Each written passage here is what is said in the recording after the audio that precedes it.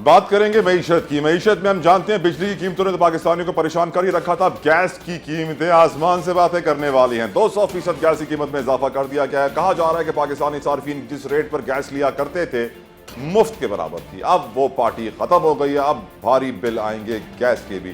साथ साथ गोल्डमैन सैक्स एक इंतहाई मशहूर मालियाती इदारा है दुनिया का, जिसने ये खबर दी है कि आने वाले इलेक्शन तक डॉलर वापस ऊपर जाएगा, रुपए की परफॉर्मेंस फिर से डिक्लाइन करेगी और जितनी अच्छी परफॉर्मेंस हम देखते आए हैं ये वक्ती है, शॉर्ट टर्म है, फिजल आउट हो जाएगी। इसको भी अभी डिस्कस करना है हमने। और आईएमएफ रिव्यू करेगा, मीटिंग करेगा अगले हफ्ते। पाकिस्तान उनका वफ्द आ रहा है और हम जानते हैं कि उनकी किस्त कितनी ज़रूरी है। उनकी किस्त नहीं आई तो किसी की किस्त नहीं आएगी। और हम ये भी जानते हैं कि आज हमारे ज़र मुबादला के ज़खायर में 25 करोड़ 70 लाख डॉलर्स की कमी हुई है। अगर इसी तरह कमी होती रही तो फिर आप जानते हैं क्या होने वाला है। डिस्कस करेंगे सिचुएशन को। हमारे साथ मौजूद है, किसी तारुफ के मोहताज नहीं है, पावर सेक्टर के एक्सपर्ट हैं, गुरु हैं, सुहेल वजाहत साहब। Thank you so very much Suhel साहब for giving us your precious time. Sir मेरा पहला सवाल आपसे है। Thank you sir. सर मेरा पहला सवाल, गैस की सिचुएशन, क्या जिस तरह हमारे 300 400 500 के गैस के बिल आते थे, अब लगता है कि 5000 6000 10,000 के कम से कम गैस के बिल आएंगे? जो इकदाम किए गए हैं सर, क्या आप समझते हैं ये सही इकदाम है? क्योंकि हमारे वजीर साहब कहते हैं कि अब जो गैस का सर्कुलर डेट था वो बढ़ेगा नहीं इस स्टेप के बाद। How do you see it sir? Sir ये सर्कुलर डेट और बढ़ जाएगा। ये मैं पिछले 10 साल से कह रहा हूँ कि जब बिजली की कीमतें बढ़ा रहे थे तो मैंने कहा कीमतें भी बढ़ेंगे, डेट भी बढ़ेगा। क्योंकि देखिए हमने कुत्ता तो कुएं में सिर्फ डोल निकाल रहे हैं, उससे तो नहीं होगा ना। मतलब ये है कि जो 40% का लॉस है वो तो कवर ही नहीं हो रहा, जो चोरी है जिसको हम सारा मिला के 45% हम वसूल नहीं कर पाते। गरीब लोगों के ऊपर बिजली काट दी जो है। दूसरी चीज, गैस में 17 से 18% यूएफजी है। तो ये जब ये चीजें ठीक ही नहीं होंगी तो आप कीमत बढ़ा के फिर यूएफजी जो 18% इस वक्त 100 रुपए की है तो वो 200% पे 300 रुपए की हो जाएगी। तो यूएफजी तो होती है जो सर्कुलर डेट में जाती है, तो यूएफजी को कैसे कवर करेंगे? उसे तो कम किया नहीं, ना चोरी कम की, ना कोई स्ट्रक्चरल चेंज लाए, ना कोई ओवरहेड कम किया, ना गवर्नमेंट का ओवरहेड कम हुआ, ना कोई चीज हुई। ये तो एक अजीब ही मसला है। मेरे ख्याल में जो लोग बैठे उन्हें समझ ही नहीं आ रहा कि क्या करना है। सिर्फ लोगों को लॉलीपॉप दे देते हैं, ये कर लो, ये खत्म हो जाएगा, वो इस तरह कुछ खत्म नहीं होने वाला। हाँ शायद हम सब खत्म हो जाए।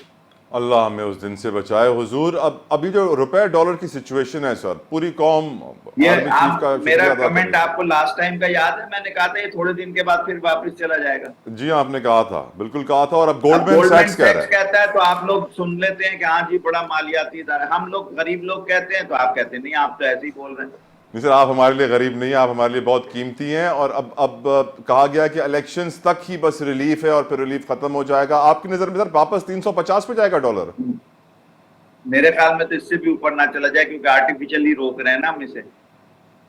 और सर जो हमारे इस वक्त इकोनॉमिक इंडिकेटर्स हैं, जिस तरह हमारे देखिए ना फॉरेक्स आपकी रिजर्व्स, एक्सपोर्ट बढ़ी है, ना आपकी रेमिटेंस बढ़ी है, ना आपका इंपोर्ट बिल कम हुआ है, ना आपका अभी तो इंपोर्ट बिल रोका हुआ था जबरदस्ती, जैसे खुलेगा थोड़ा बहुत और बढ़ जाएगा, आपका डेफिसिट बढ़ जाएगा, आपकी हर चीज बढ़ जाएगी। तो कैसे ठीक होगा? मुझे बताए ना, कोई जादू थोड़ी है कि मैंने कह दिया कि डॉलर कम हो जाएगा, कम हो जाएगा। डॉलर कम करने के लिए एक्सपोर्ट बढ़ानी, डॉलर की इनकमिंग बढ़ानी है, रेमिटेंस बढ़ानी। रेमिटेंस तो कोई बढ़ी नहीं, एक्सपेंसिस भी नहीं कम किया हमने गवर्नमेंट के, वही है उसी तरह से लल्ले तल्ले। तो इस तरह तो होता नहीं मेरे भाई। मतलब मुझे नहीं समझ आता जो इकोनॉमिक मैनेजर्स हैं वो क्या कर रहे हैं। अब हैं तो माशाल्लाह बड़े अच्छे लोग, लेकिन मेरे ख्याल में उनको समझ नहीं आ रही कि क्या तो करना सर है। ये जो स्टॉक मार्केट में तेजी का रुझान, ऑल टाइम हाई और ये और वो, ये सब एक सर ये आज आर्टिफिशियल तक बबल है। कितने हजार दफा आपने कहा है तेजी का रुझान। हर हुकूमत में तेजी का रुझान आता है, हर हुकूमत में। ये पहले गिरा देते फिर तेजी हो जाती, फिर गिरा देते फिर तेजी हो जाती है, गिरा देते हैं फिर तेजी हो जाती है, गिरा देते हैं फिर तेजी हो जाती है। फ्यूचर क्या है सर मुल्क का, मईशत का? क्या हम कभी सही ट्रैक पे आएंगे या इसी तरह पीआईए बंद होने जा रही है, दूसरे इदारे भी बंद होते रहेंगे? अगर हम लोग अपने तौर तरीके नहीं बदलेंगे, स्ट्रक्चरल चेंज नहीं लाएंगे, सिस्टम चेंज नहीं करेंगे, और इसी तरह हम मैनिपुलेशन करते रहेंगे कि तू आजा, मैं चल, मैं आऊंगा, मैं तेरी कमर खुजाऊंगा, तू मेरी कमर खुजा, इस तरह से तो फिर मुल्क मुश्किल ही है कि चले। मैं तो उम्मीद नहीं रखता। हाँ बाकी अल्लाह की मर्जी, अल्लाह चला दे तो चला दे। सर एज ए नेशन हमें क्या करना चाहिए? हर पाकिस्तानी को आप As क्या a मशवरा nation, we देंगे? have to sit together. As a nation, we have to sit together and find system which suits to us, not to others, not to our enemies, not to our chores, not to our people, those who doesn't get justice, not to those people, those who are making money and leaving the country. Sorry. अगर आपने change करना है तो money laundering को zero करना है, और जितने लोग हमारे मुल्क से बाहर हैं पाकिस्तानी जो यहाँ से कमा के गए उन सबको वापस लाना है, उनके पैसे भी वापस लाने हैं। अगर ये कर सकते हैं तो फिर ठीक है, मुल्क चलेगा। नहीं कर सकते तो छोड़िए, खामखा वक्त जाया करने का क्या फायदा। ये मुल्क ऐसे ही और कितना चलेगा मुल्क से बाहर चला जाता है, फिर वहां सारे पैसे, ये मुल्क ऐसे ही और कितना चलेगा? हम और कितना सरवाइव कर लेंगे इस चोरी और काम चोरी के साथ? इसके हम उतना ही सरवाइव करेंगे जितना अल्लाह ताला हमें चाहेगा, इससे ज्यादा। या हमारे हुक्मरान अगर सुधर गए तो अलग बात है। और जो दुनिया में तब्दीलियां आ रही हैं सर, जिस तरह फलस्तीन की जंग हो रही है इजराइल दुनिया के में साथ, जो तब्दीली आप देख लेना, फलस्तीन का क्या असर हुआ, ऐसी तब्दीली अल्लाह ना करे हमारे यहाँ आ जाए। अल्लाह ना करे सर, अल्लाह ना मैं तो करे। दुआ ही मांग अल्लाह हमें सकता हूँ, बचाए। क्योंकि मेरे इख्तियार में कुछ नहीं है, ना मुझसे कोई मशवरा करता है ना कोई पूछता है। हालांकि हमारे पास सोल्यूशन हैं इस वक्त के, लेकिन सोल्यूशन किसी को पसंद ही नहीं है, क्योंकि हर एक का पेट पे लात पड़ती है ना सोल्यूशन में। सर ये पेट पे तो लात मारनी होगी ना, जो लोग हराम खो रहे हैं उनको तो मारनी होगी ना। उनके भी पेट पे लात नहीं मारेंगे तो फिर किसके मारेंगे? यहाँ तो जो बाहर जाता है इन्वेस्ट करता है वापस आ जाता है, जो मुल्क कमाता है बड़े बड़े ओहदों पे रहते हैं फिर वापस चले जाते हैं, मुल्क से बाहर चले जाते हैं। ये तो कोई बात ही ना हुई। आम पाकिस्तानी कैसे सरवाइव करेगा हुजूर? मुल्क छोड़ के जाएं, और कोई रास्ता नहीं है।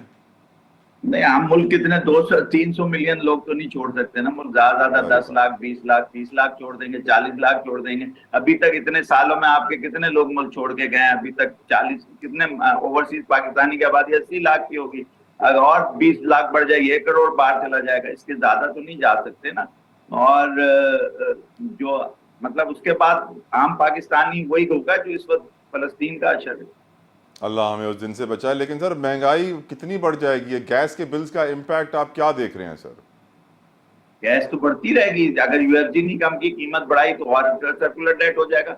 और अगर लोगों से पैसे वसूल नहीं किए, फैक्ट्री वालों से, भाई घरों की गैस से थोड़ी कुछ होता है। घर में भले गैस काट दें, कहते हैं कि सिलेंडर इस्तेमाल करो, सस्ता हो जाएगा, लेकिन नहीं, वो गैस भी यूएफजी डालनी है। ये भी ड्रामा करना है, डोमेस्टिक के ऊपर शो करना है कि किसी इंडस्ट्रियलिस्ट ने।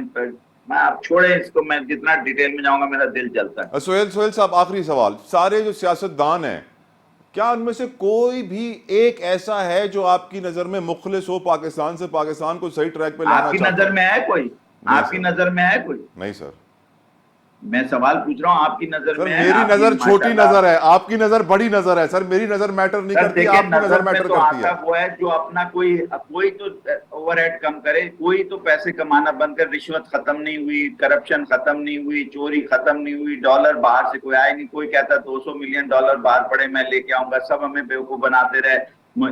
इमरान के जमाने में भी, हर एक हुकूमत के जमाने में हमें बेवकूफ बनाए। हम लोग 85 से बेवकूफ बन रहे हैं।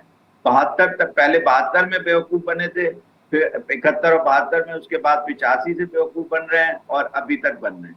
और ये बेवकूफी कब तक चलेगी मुझे समझ नहीं आती है। 71 तक हम मुल्क से ऊपर जा रहे थे, हम हमेशा तरक्की कर रहे थे। उसके बाद से आप हर चीज देख लें, डॉलर, एक्सपोर्ट, हर चीज नीचे गिर रही है, हर चीज। बहुत बहुत शुक्रिया। सोहेल वजाज साहब हमारे साथ मौजूद थे और बड़ा खूब उन्होंने हमें समझाया है कि अगर हम सुधरे नहीं तो हालात ख़राब हो सकते हैं। फ़लस्तीन के हालात हमें देखने चाहिए। हमें याद रखना चाहिए कि हम भी 1947 में बने थे, इजराइल 1948 में बना था। आज इजराइल कहाँ है, हम कहाँ हैं? अगर हम डिनाइल में ही रहे, आंखें बंद करके बोलते रहे कि रात है, तो बड़ा नुकसान मज़ीद उठाएंगे। अब भी देर नहीं हुई है। लेट्स रियलाइज़ प्रॉब्लम क्या है और सोल्यूशन की तरफ बढ़ें। और खुदारा वो सियासतदान सिर्फ कुर्सी की खातिर नहीं, मुल्क को कौम की खातिर फैसले कीजिए। इजाज़त दीजिए, अंटिल नेक्स्ट टाइम, अल्लाह हाफ़िज़।